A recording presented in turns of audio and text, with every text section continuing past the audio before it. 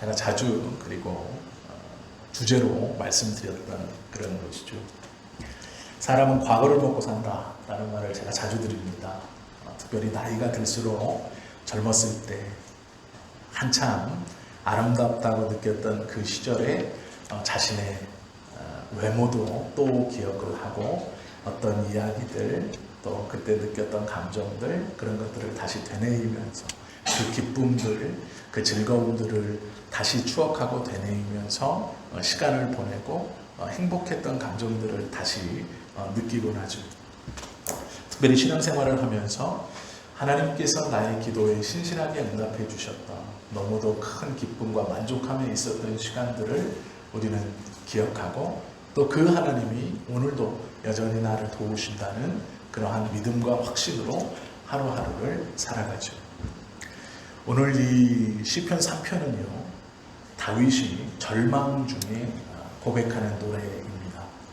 어느 정도의 아픔과 어려움이냐면 다른 사람의 반란도 아니고 사울 왕과 관련되어져 있는 친족의 반란이나 저주가 아니고 자신의 친아들 그것도 자신이 가장 아꼈고 또 좋아했고 내 다음에 3대째 왕은 압살롬이다 라고 했던 그렇게 공공연하게 떠들고 또 왕국의 왕자로 제1왕자로 선포되어서 자연스럽게 왕위를 물려주고 싶었던 그리고 그 왕위를 물려주면서 강대한 나라를 물려주고 싶고 특별히 하나님께서 압살롬을 향해서 자신처럼 기름 부어주시기를 소원하면서 기다렸던 그러나 내심 마음으로는 압살롬이 나한테 이어서 왕이 되었으면 좋겠다라고 마음에 품었던 그 아들입니다.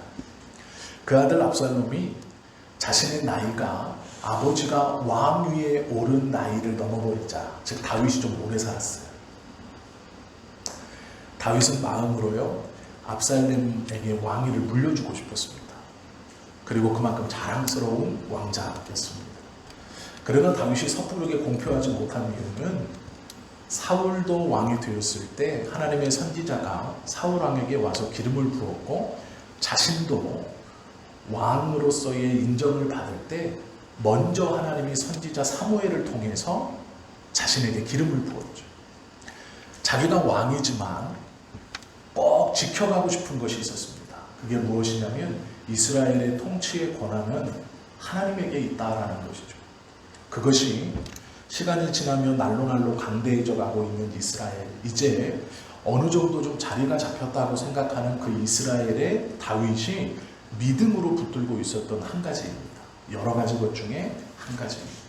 그것이 무엇이냐면 왕을 내 마음대로 세우는 게 아니라 하나님이 사울을 기름 부어서 선택하셨듯 또 자기를 선택하셨듯 자신의 다음 때의 왕을 선택하시기를 바라고 소원하면서 기다리고 있었어요.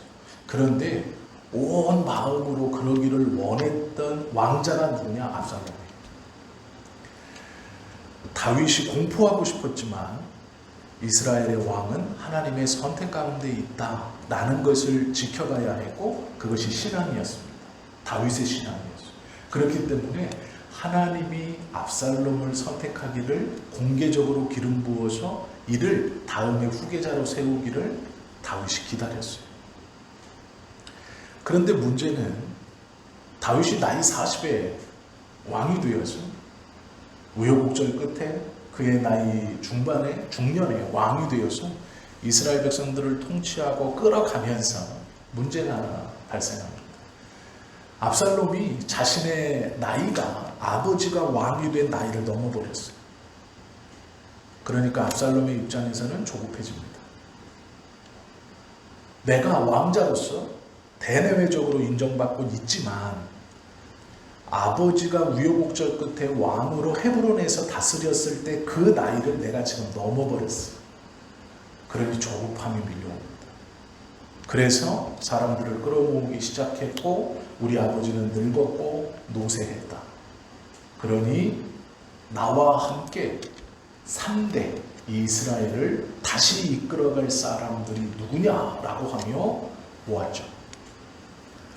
그때 모인 사람이 군권을 잡고 있는 사람, 여러 장군들을 포함해서 다윗에게 총애는 받고 있었지만 이제 나이가 많다고 왕이 바뀌면 숙청되어질 이 국가를 세우는데 초성 역할을 했던 나이가 많은 대신들뿐만 아니라 자신의 꿈을 마음껏 펼치고자 하는 야망이 있는 젊은 장군들과 대신들도 압살롬의 편에 섰습니다.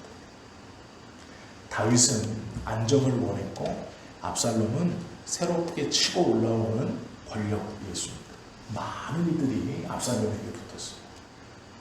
압살롬에게는 정당성도 있었습니다. 무엇인가요?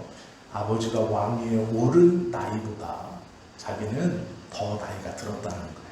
그리고 문제는 뭐냐면 아버지는 목동에서 출발했지만 압살롬은 태어나면서부터 왕자의 수업을 받았습니다. 압살롬은 가문이 왕이에요. 로열 패밀리입니다. 태어나면서부터 왕의 가문이에요. 아버지는 이세라는 목동의 자식으로 태어나 성장했습니다. 그러다가 10대 중반에 기름 부음을 받고 30이 거의 다 되어서 왕위에 올라 헤브론에서 반쪽을 다스리다가 시간이 지나 이스라엘로 올라오면서 이 예루살렘으로 올라오며 이스라엘 전역을 다스렸죠. 압살롬이 보기에 아버지보다 자신은 배경도 좋았고 아는 것도 많고 정당성도 더 탄탄했습니다. 목동이라고 무시하는 사람도 없었고 사울의 반쪽 왕이라고 무시할 수도 없었죠. 다윗으로 시작된 이 왕조의 튼튼함은 압살롬을 뒷받침하고 있었습니다. 압살롬은 또한 겉모습뿐 아니라 그의 지식도 탄탄하고 똑똑하게 자리 잡고 있었음을 성경을 통해 기록하고 있죠. 그래서 다윗이 그만큼 아꼈습니다. 그런데 문제는 그렇게 좋아하고 아꼈던 압살롬이 반역을 일으켰습니다. 그 압살롬에게 쫓겨가면서 지은 시가 오늘 이 시편 3편입니다. 시편 3편 위에 보시면 파란색 글씨로 조그맣게 있죠. 다윗이 그의 아들 압살롬을 피할 때에 지은 시. 그의 아들 압살롬이 예루살렘 성문을 열고 들어오자 다윗이 그 소식을 듣고 도망칩니다. 성전 쪽으로 도망치지도 못하고요. 북쪽으로 도망쳐요. 이 북쪽으로 도망갔다는 건 수치입니다. 원래는 북쪽으로는 다니는 길이 아니에요. 예루살렘 성 북쪽으로는 문은 있었는데 문은 동서남북 있었지만 보통 왕이라면 성전을 향해 가는 예루살렘의 왼편문에 있는 성소로 올라가는 길, 이쪽은 성소로 가는 길이었기 때문에 개방을 잘 안 합니다. 성전에 올라갈 때만 열어놓는 문이고요. 오른쪽 문도 잘 열지 않아요. 이 남쪽 문으로 다니는 거예요. 남쪽 문으로 보면 예루살렘 성 저 바깥 외성 문까지 큰 대로로 연결되어 있습니다. 물론 그 안에 구역이 나눠져서 이 관리들이 사는 곳과 부자들이 사는 곳, 또 중산층이 사는 곳, 시장이 형성되어 있고 평민이 살고 성 밖에 빈민들이 사는 곳이 나눠져 있었어요. 그런데도 이 왕궁에서 남쪽 대로까지, 남쪽 외성문까지 이어졌던 도로는 시원하게 쭉 뻗어있는 도로입니다. 그래서 외부에서 귀한 손님이 오면 그 양쪽 길에 꽃을 들고 쫙 도열해서 왕궁까지 한 번에 큰 도로를 끼고 쭉 올라가는 거예요. 그리고 쭉 올라갈 때 좌측편 성전 정문 벽에다가 황금방패를 걸어 놓아서 밑에서 왕궁을 바라보고 올라오는 이방 왕들에게 왕궁 옆에 황금으로 번쩍번쩍 빛나는 성전을 고의적으로 자랑하며 보게 했습니다. 히스기야 때 보면 이런 이야기가 나와요. 유명한 사람들을 맞이할 때나 국가의 귀빈들을 맞이할 때 그런 행사를 하는 곳이에요. 그런데 오늘 그 길로 압살롬이 자신들의 병사, 원래는 다윗의 군인이죠. 그 군인들을 회유하여 다윗을 죽이겠다고 올라오고 있는 거예요. 그리고 그 남쪽에서 올라오는 군인들을 피해서 성전으로 이 서쪽 문으로 도망치지도 못하고 북쪽 문을 열고 이제 북쪽 문으로 도망가는 거예요. 왕궁에서 가장 붙어있는 문으로 도망가서 예루살렘 이 벽을 돌아 내려가서 이제 도망치는 거죠. 그 중에 지은 시라고 말하고 있죠.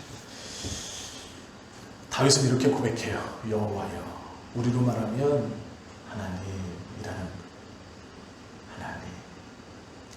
다윗이 부르는 여호와여라는 그 여호와여라는 단어 속에는 지금 다윗의 마음에 설명할 수 없는 그 착잡함, 괴로움, 슬픔, 포기, 한탄 뭐 이런 것들이 다 녹아들어 있는 여호와여 라고 부르며 고백하는데요. 나의 대적이 어찌 그리 많은지, 일어나 나를 치는 자가 많으니라. 이 고백이 얼마나 이렇게 급박한 고백이냐면요, 나의 대적이 어찌 그리 많은지요 라는 것은 우리가 이해가 돼요. 많은 사람들이 몰려와서 지금 다윗을 죽이려고 하는구나. 그런데 그 뒤에 말이 일어나 나를 치는 자가 많습니다. 이 말이 같은 식탁에서 이렇게 반쯤 누워서 이스라엘 백성들이 밥 먹는 그 포즈가 있습니다. 이것은 로마인들 때문에 생긴 문화예요. 로마인들이 이 제국을 건설하면서 이방인들과 많이 정복하면서 그들을 아래로 둘 때 로마인들은 믿지 않는 사람과는 절대로 한 식탁에 있지 않았어요. 왜 그랬냐면 로마인들, 이 귀족들은 절대로 자기 손을 이 테이블에서 움직이지 않았습니다. 이 움직이지 않았다는 말이 의자에 앉아서 이렇게 밥을 먹는 게 아니에요. 로마의 이 유력 귀족들은 반쯤 누워서 이 손을 가지고 자신의 머리를 받치고 있었어요. 왜 그랬냐면 서로 암살의 위험 때문입니다. 양손이 자유로운 이 또 테이블 아래로 내려가면 보이지 않잖아요. 이 암살을 막기 위해서 누워 있는 거예요. 일어나서 칼을 어디다 숨겨놨다가 찔르지 못하도록. 그래서 로마의 고위층의 식사가 옆으로 누워 있고 한 손으로 대부분 오른손, 무기를 잡는 오른손으로 자신의 머리를 받치고 있는 거예요. 그래서 나는 너를 살해하지 않는다. 움직일 수 없다. 나는 무기를 쥐지 않는다라고 해서 누워서 이렇게 있었습니다. 그러면 옆에 있는 종이 이제 식사를 주는 거예요. 그런데 문제가 이 종이 내 종이냐? 아니에요. 오는 귀족의 종입니다. 서로 바꿔서 시중을 드는 거예요. 내 종은 저 사람에게 시중을 들고 저 사람의 종은 지금 내 시중을 들고 있는 거예요. 이 정도로 암살에 대해서 철저하게 만들어 놓은 게 로마의 문화예요. 이스라엘도 그렇게 식사했습니다. 아마 로마가 그리스나 요 지역에서 유행했던 걸 따라했던 것 같아요. 유대인들도 과거에서부터 이렇게 식사를 했어요. 오른손, 무기 잡는 손을 절대로 쓰지 않는 거예요. 안 보이는 곳에 빼지 않아요. 뭐 테이블 아래로 내린다든지 몸 뒤로 감춘다든지 이러지 않는 거예요. 로마의 식습관을 보면 이스라엘의 식습관이 어떤지를 짐작해 볼 수 있는데, 로마인들이 이렇게 했다는 얘기가 뭐냐면 로마가 만들었다는 얘기가 아니고요. 지중해 전체가 그렇게 식사를 했어요. 이 소아시아 전체가. 이것이 왕족들이 특별히 다른 나라나 왕 앞에서 식사할 때의 모습이에요. 엎드려져 있는 거. 그리고 손을 보이게 하는 거. 일어나 나를 칩니다 라는 자가 뭐냐면, 같이 누워서 밥을 먹고 있는데 갑자기 밥 먹던 사람들이 일어나서 숨겨둔 무기를 꺼내고 지금 나한테 달려드는 거예요. 이거는 그냥 꼼짝없이 죽는다 이런 뜻이에요. 그러니까 밥 먹다가 말고 일어나서 칼을 빼서 죽인다, 죽이려고 지금 나에게, 누워있는 나에게 달려든, 그러니까 부지불식간에 당했고 그만큼 급박하다. 이 고백이 이 1절의 고백입니다. 나를 치는 자가 많습니다. 일어나 나를 치는 자가 많습니다. 이렇게 말하는 거예요. 그만큼 급박하고 부지불식간에 이건 빠져나갈 수 없다. 죽음이 임박했다. 이 일을 되돌릴 수 있는 시간이 없다. 방비할 수 없다. 이런 뜻입니다. 그리고 많은 사람이 나를 대적하여 말하기를 그는 하나님께 구원을 받지 못한다 하나이다. 맞죠? 지금 식사하다가 내 앞에 있는 사람이 칼을 들고 한 명도 아니고 수많은 모든 사람들이 나를 죽이려고 달려들어요. 하나님이라도 그를 건져내실 수 없다라고 말한다는 거예요. 이것은 하나님이 나를 구해주지 못합니다라는 게 아니고요. 그만큼 어렵고 힘들고 순식간에 생각하거나 방어할 시간 없이 이것이 찾아왔다, 이런 말이에요. 사람들이 조롱하여서 네가 지금 너는 이제 죽었다, 이런 의미가 아닙니다. 그만큼 절박하고 그만큼 부지불식간에 준비할 시간 없이 일어났다라는 거예요. 다윗의 상황이 어떤지 아시겠죠?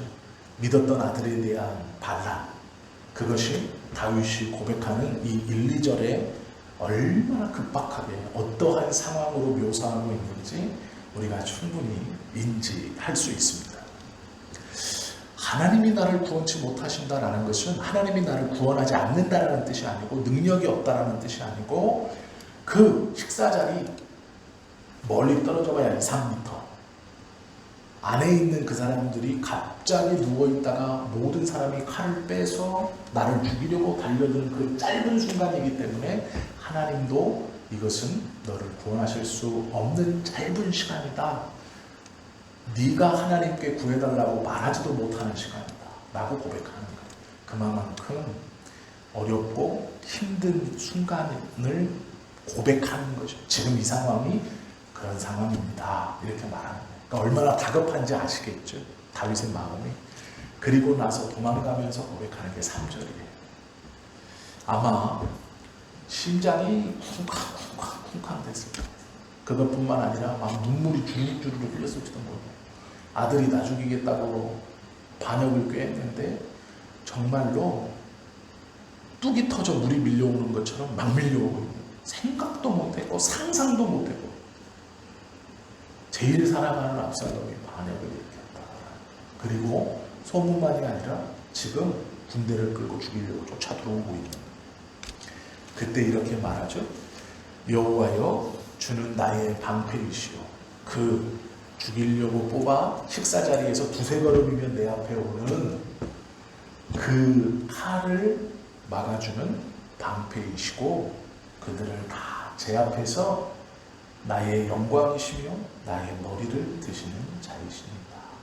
이 머리가요, 누워있던 이거를 이렇게 일으켜 세워주신다는 거예요. 상상을 해보시면 돼요.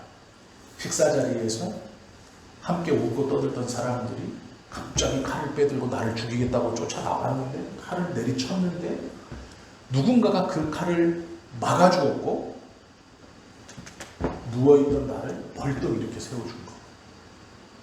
그러니까 구해주었다, 그게 여호와시다라고 고백하는 거죠. 그런데 이렇게 말하는 이유가 있습니다. 이 급한 순간에 그렇게 하실 것이다 라고 하는 이유가 있어요. 그게 7절 말씀이에요.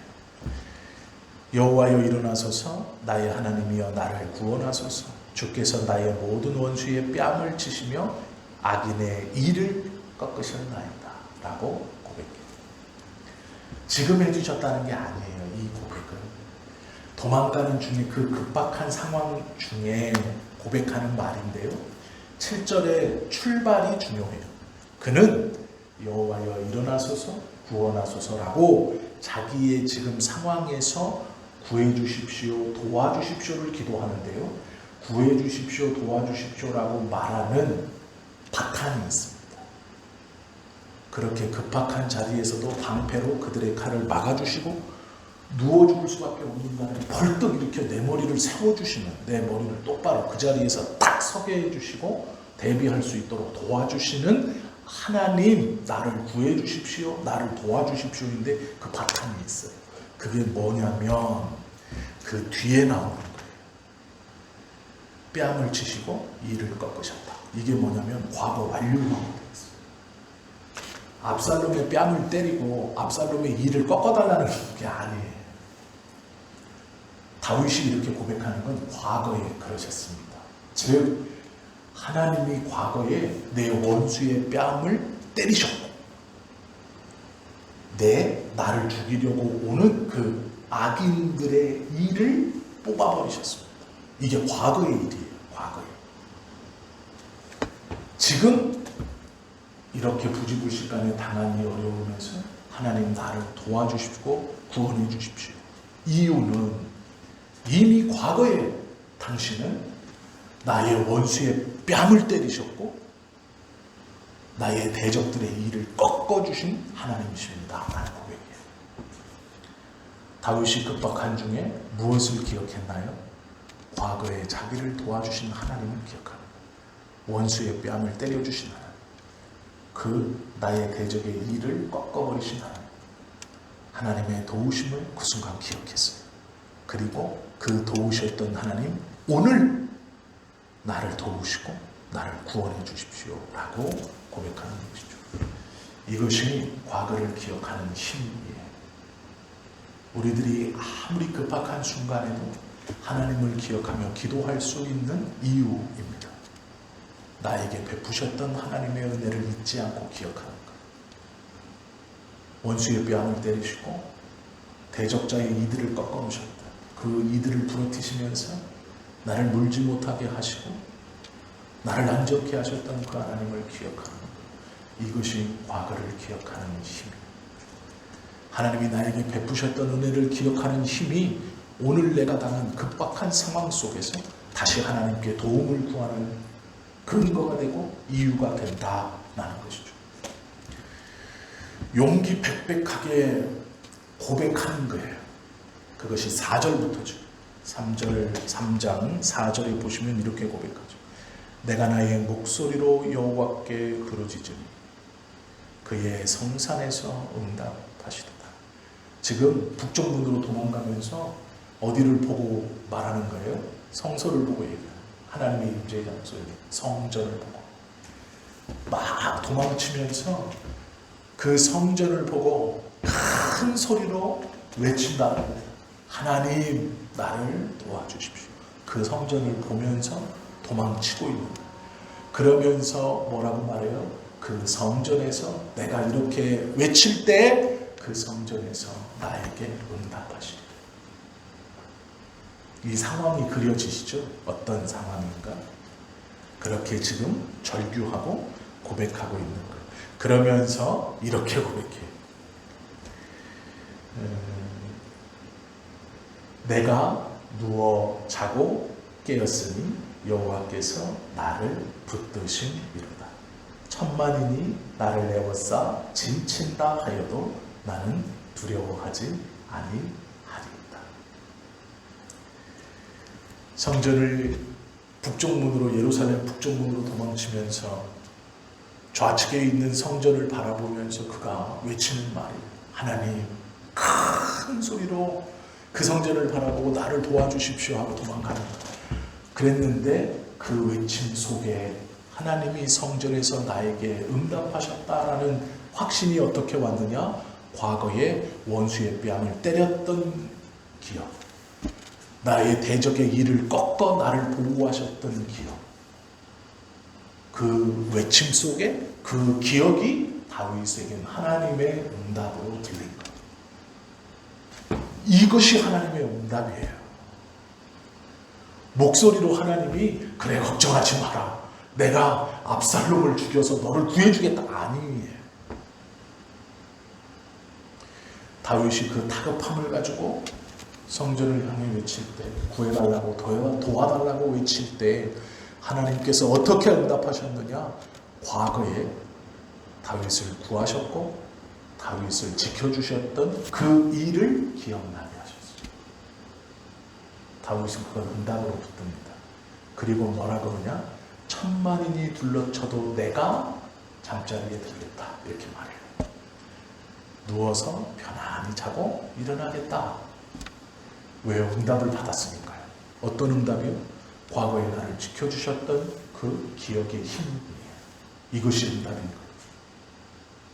우리가 하나님의 응답을 어떤 신비한 체험으로만 생각하시면 안 돼요. 하나님의 음성이 직접 들려야 하고 몸이 떨리고 막 무슨 큰일이 일어나고 막 번개에 맞은 것처럼 정신이 찌릿찌릿한 어떠한 체험으로만 생각하시면 안 돼요. 사람들에게 설명할 수 없는 놀라운 어떤 일이 일어나는 것이 하나님의 응답이라고, 그것만이 응답이라고 생각하시면, 내가 하나님께 성소를 향해 보며 부르짖는 중 그 하나님께서 베풀어 주셨던 과거의 은혜가 기억나니 하나님의 응답. 다윗은 그것을 응답으로 붙들고 내가 평안히 자겠다 고백하는 거예요. 내가 평안하겠다 선언하고 있는 거예요. 그 고난 중에 용기 백백하는 거예요. 절망과 탄식이 성전을 바라보며 기도 소리가 되었을 때 문득 머릿속에 하나님께서 과거에 베푸셨던 것들이 기억나는 거예요. 그것이 응답이라고 시편 3편은 얘기하고 있다. 아픔과 고통과 절망 중에 기도하실 때 하나님이 나에게 베푸셨던 과거의 어떤 일이 내 머릿속에 불현듯 생각나거든. 하나님의 응답이에요. 걱정 마라. 내가 너를 돕고 지키는 하나님이다 라는 말씀이에요. 그것을 무시하시면 안 돼요. 하나님 이거 말고요, 보다 확실한 응답을 주세요. 갑자기 키지 않는 불이 번쩍 들어오거나 요리도 안 했는데 막 냄새가 난다거나 몸이 떨린다거나 천국을 본다거나 나만 움직이고 다른 사람 다 서 있다거나 그런 게 아니고요. 과거에 하나님이 나에게 베푸셨던 은혜, 지키셨던 은혜, 도우셨던 은혜가 생각나. 과거에 내가 경험했던 그 하나님이 다시 생각나. 그것이 응답이에요. 우리는 하나님께 너무 거창한 응답을 기대하고 너무 거창한 어떠함을 원하죠. 그렇지 않아요. 과거를 기억한다는 것은 하나님의 응답으로 지금 우리에게 주시는 사인입니다. 다윗은 민감한 사람이고 하나님의 뜻을 구하는 사람이고 하나님 앞에서 어떻게든 몸부림치려고 노력했던 사람. 황망 중에 당한 이 가장 사랑했던 아들에 대한 반란, 그 정신없는 중에 도망치며 성전을 바라보며 큰 소리로 구원해 주십시오, 도와주십시오라는 그 불안감과 두려움, 아쉬움, 또 한탄, 어쩌면 그 슬픔을 안고 성전을 바라보며 하나님께 외쳤을 때 하나님께서 불현듯 과거에 자신에게 베푸셨던 원수의 뺨을 지시고 대적자들의 일을 겪으셨던 것이 기억납니다. 그것을 응답으로 붙들고 확신하며 나는 천만인이 둘러싸도 평안히 눕겠다 고백합니다. 이게 믿음이에요. 이게 믿음의 사람이고 이게 하나님의 응답이고 하나님께서 고통에 처한 자신의 백성들에게 주시는 확신의 한 방법입니다. 그리고 8절은 고백하죠. 구원은 여호와께 있사오니 주의 복을 주의 백성에게 내리소서 라고 말해요. 구원은 여호와께 있사오니 주의 복을 주의 백성이 자기에게 내려주십시오 라고 간구히 하는 것이죠. 놀랍지 않습니까? 다윗이 어떤 사람이기에 이렇게 고백할까요? 다윗의 신앙이 과연 어땠기에 이렇게 고백할까요? 다윗에게 주셨던 하나님은 어떤 하나님이실까요? 우리와 동일한 하나님이신데 우리도 다윗처럼 그 은혜를 받고 있는데 눈치채지 못하는 것뿐이에요. 왜요? 다른 응답을 자꾸 우리는 원해요. 누군가 받았다는 그 응답, 천국에 갔다 오고 몸이 떨리고 내가 상상하지 못했던 어떤 큰 것이 일어나야 나에게 하나님의 응답과 구원이 은혜가 임했다고 기대하는 그 잘못된 것, 전혀 성경적이지 않아요. 우리가 여호와를 부르며 기도하는 중, 전심을 향하여 기도할 때 과거에 내가 경험했던 그 하나님의 은혜가 떠오르고 그것이 기억나고 그것이 생각난다면 그게 응답이에요. 나는 변함없는 하나님, 너에게 동일한 하나님, 너를 붙들고 지켜주니 걱정하지 말아라라는 응답. 그러면 두려워하지 않아도 되고 무서워하지 않아도 되고 구원은 하나님께 있으니 당신의 백성에게 구원을 베풀어 주실 거예요. 그런데 우리는 그 응답을 받고도 경험하고도 응답이 아니라고 생각해요. 또 불안해하고 또 두려워하고 다른 것을 구하며 계속 기도하죠. 그 기도가 나는 간절한데 하나님의 응답은 이미 떨어졌어요. 불안해하지 않아도 돼요. 두려워하지 않아도 돼요. 그러나 계속해서 구하는 거예요. 그러니 중언부언하게 되고 그 두려움 속에서 기도의 시간을 길게 해야 마음이 놓이니 그냥 죽자고 치성을 드리듯이 하나님 앞에 나와 그 길게 하는 기도로 양으로 승부를 보려고 하는 거예요. 횟수로 승부를 보려고 하는 거예요. 문지방에 닳도록 오면은 죄송한 말이지만 그냥 웃자고 들으세요. 그렇게 말하면요, 웬만한 교회들은 택배기사가 은혜 제일 많이 받아요. 택배기사가요, 교회 문지방 제일 많이 왔다 갔다 해요. 물건이 하루에도 막 몇 개씩 들어오는데요, 교회에. 이분이 시키고 저분이 이 부서에서 시키고 저 부서에서 시키고. 택배기사가 은혜 제일 많이 받아야죠. 양으로 승부하는 거. 교회 왔다 갔다 하는 걸로만 따지면 제가 웃자고 말씀드렸어요. 네, 그렇다는 거예요. 그게 아니에요. 하나님께서 우리에게 은혜를 주셨고 우리가 힘들고 어려움의 기도 중 그 은혜가 기억나는 것은 하나님의 응답이에요. 다윗은 그걸 붙들고 있는 거예요. 그랬지. 내가 이렇게 이 상황에서 기도하는 이 시간, 이 중 하나님이 과거에 행하셨던 그 일을 나로 떠오르게 하시는 것은 하나님의 응답이고 확신이지. 그러니 내가 평안히 눕고 자겠다. 천만인이 둘러쳐도 나는 겁먹지 않겠다. 구원은 여호와께 있으니 나에게 구원을 베풀어 주시겠지. 나는 이 믿음이, 이 민감함이, 이 확신이 우리에게 있으셔야 돼요. 이미 우리는요, 응답을 다 받으셨어요. 하나님 앞에 기도하실 때 하나님이 과거에 나에게 주셨던 은혜들을 우리는 다 기억하고 있잖아요. 그 은혜들을 붙들며 또 기도하고 있잖아요. 이미 우리는 받았어요. 다른 것을 더 구하는 것 어쩌면 어리석은 짓일지도 몰라요. 히브리서 13장 8절 말씀에 보면 이렇게 말해요. 예수 그리스도는 어제나 오늘이나 영원토록 동일하시니라. 나를 지키셨던, 나를 붙드셨던, 나를 구원하셨던 그 하나님이 오늘도 어제도 영원히 동일하신, 나를 지키시고 붙드시고 도우시는 하나님이 슬퍼하지 않으셔도 돼요. 포기할 것 없어요. 이제 나는 지쳤다. 아니에요. 슬픔과 두려움 아니에요.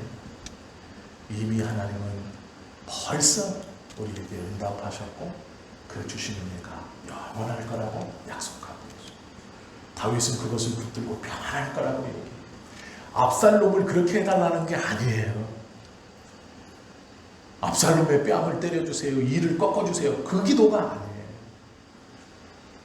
과거에 이미 그 일을 행하셨던 하나님을 기억하며 오늘 이 도망하며 걷는 걸음이 불안하거나 두려워하거나 무서워하는 걸음이 아니라 하나님이 베푸실 구원에 대한 평안함의 걸음으로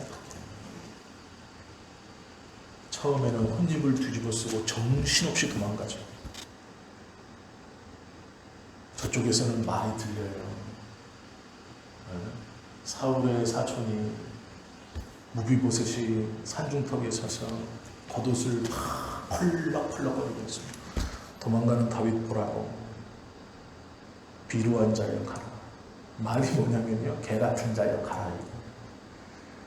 그때 다윗을 쫓아 도망가던 장군 중 하나가 내가 저거 죽이고 쫓아가도 도망갈 수 있을 것 같습니다.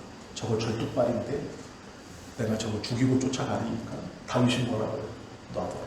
저거 하나님이 하시는 것일 수 있다. 그리고 조금 더 가니까 누가 쫓아와요? 제사장들이 벗게 메고 쫓아와요. 왕이 이쪽으로 도망간다는 소문을 들었습니다. 그리고 법궤만 있으면 돌아올 수 있습니다 하니까 법궤 메고, 제사장들이 얼마나 급했는지 법궤를 메고 원래 달리면 안 됩니다. 법궤는 사람이 메고 걸어가야 되는 거예요. 달리면 안 돼요. 그런데 이 성경을 가만히 읽어보면요, 법궤 메고 달려서 쫓아와요. 다윗을 잡으려고. 우리는 왕과 함께 가겠습니다. 이 법궤만 있으면 정통성을 인정받습니다. 그런데 다윗이 뭐라고 그래요? 돌아가라. 하나님의 뜻이면 하나님의 성전에서 그 앞에서 내가 다시 예배할 것이다 라고 법궤를 돌려보내요. 법궤가 막 따라오다가요, 다시 방향을 돌려서 성전으로 가요. 이것이 다윗이 붙들고 있는 구원의 하나님이에요. 하나님의 법궤가 내 편으로 오는 것 얼마나 든든해요. 얼마나 마음이 좋아요. 그러나 법궤는 성전에 있어야 돼요.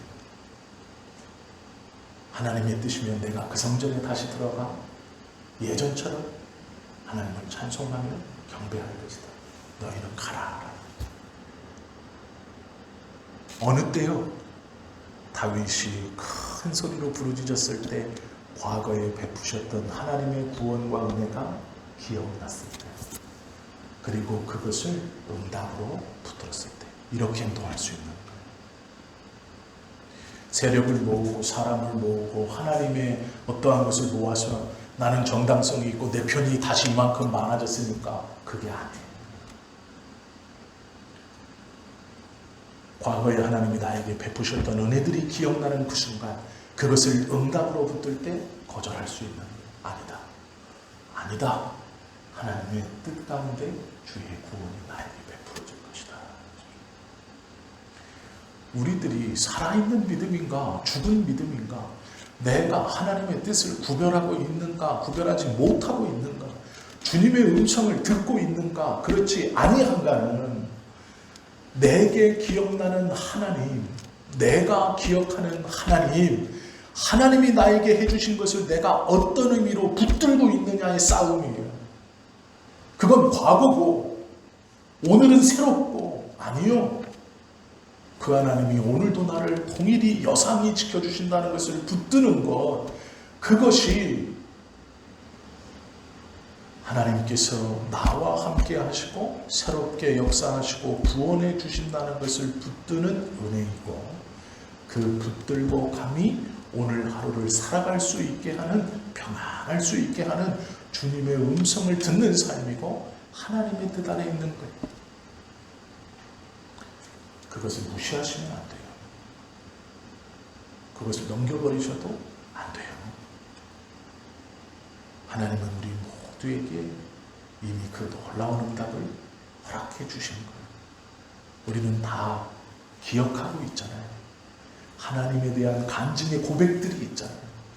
누구 앞에 나아가도 하나님이 나에게 이것만은 분명히 허락해 주셨던 은혜입니다가 있잖아요. 그 고백들이 우리 안에 다 있죠. 그것이 지금 기억난다면 하나님이 응답 주신 거예요. 그것을 응답으로 붙드는 거예요. 만약 그것이 없다면 그 응답의 사건을, 그 은혜를 하나님, 저도 받고 싶습니다 라고 고백하는 거예요. 제가 초등학교 4학년 때 처음으로 목사가 되겠다고 하나님 앞에 서원했어요. 아직도 기억나요. 이준호 목사님인데 성결교 목사님.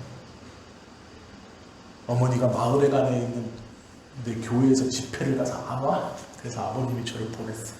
그래갖고 갔는데 사람들이 빽빽하게 앉아있고, 이분이 이제 이 아주 그때 성결교회에 있어요.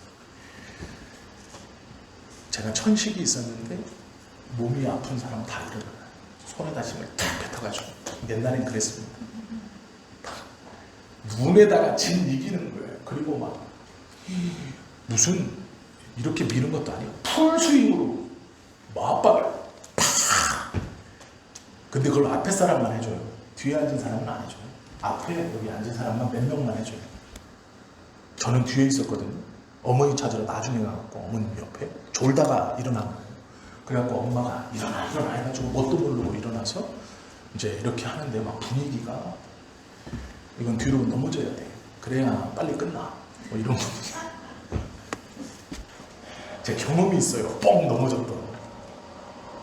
야, 그때 얼마나 놀랐는지 어린 마음에 하나님 목사가 되겠습니다. 초등학교 4학년 때.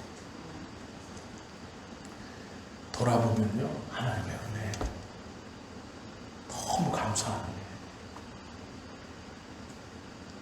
지금 보면 그때 그 은혜가, 그 기도가 저를 목회자로 만들어 놓으신 것이라고 저는 확신해요. 물론 뭐 그게 옳다 그르다 아니, 그 말씀 드리는 게 아니에요. 근데 전 그걸 꼭 붙들고 있어요. 그 은혜를 주신 하나님이 여전히 그 은혜를 베풀어 주실 것이다. 제가 기억하는 처음 받았던, 처음 깜짝 놀래고 하나님을 인지하고 목사님이 되겠다고 제 입으로 처음 기도했던 그 순간에, 그것이 그때 아무도 모르게 저 혼자서. 우리 성도님들도 그런 고백들이 다 있으시죠. 그런 은혜들이 다 있으시죠. 하나님이 나를 붙들어 주셨던, 지켜주셨던, 도와주셨던, 평안을 주셨던 그 고백이 있다면 그것이 오늘 응답으로 우리에게 주신 거예요. 다윗처럼 담대하실 수 있기를 바랍니다. 또한 그 은혜를, 응답을 붙들고 담대하게 살아가실 수 있기를 바라요. 평안히 눕고 평안히 일어설 수 있는 삶을 살아가실 수 있기를 예수님의 이름으로 축원합니다. 기도드립니다.